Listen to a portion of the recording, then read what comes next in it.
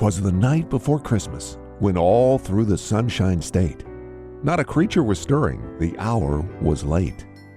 The stockings were hung from a native palm, in hopes that St. Nicholas would alter the calm. The children were nestled snug in their beds, while visions of surfboards danced in their heads. With Mama in her magic and I in my lion's gear, had settled our brains with some orange blossom beer, when out on the lawn there arose such a clatter, louder than a party thrown by the Mad Hatter. Away to the window I flew like a black bear, tore open the shutters to see what was there.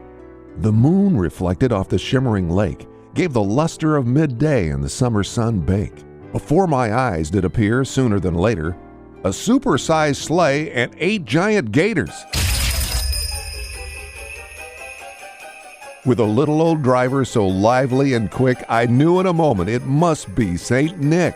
More rapid than rockets from the Space Center they came, and he whistled and shouted and called them by name.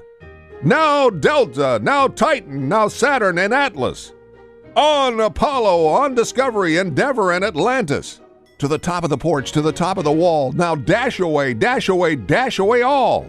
As dry leaves before the wild hurricane fly, when they meet with an obstacle, mount to the sky.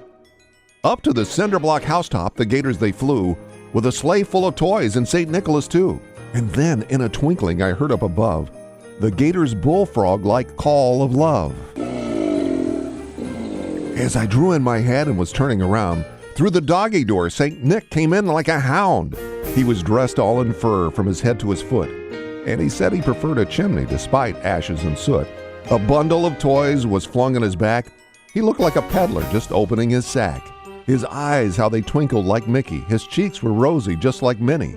His droll little mouth was drawn up like a bow, and the beard of his chin as white as something we don't have they call snow. He sweat from his brow, while standing quite rigid, mumbling something about wishing it weren't so humid.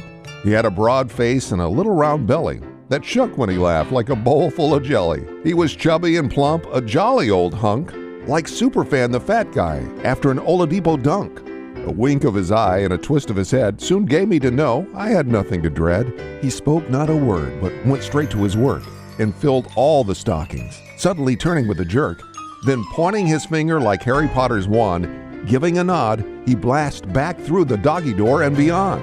He sprung on his sleigh, got clearance from OIA. Over I-4 he flew, heading west to Tampa Bay.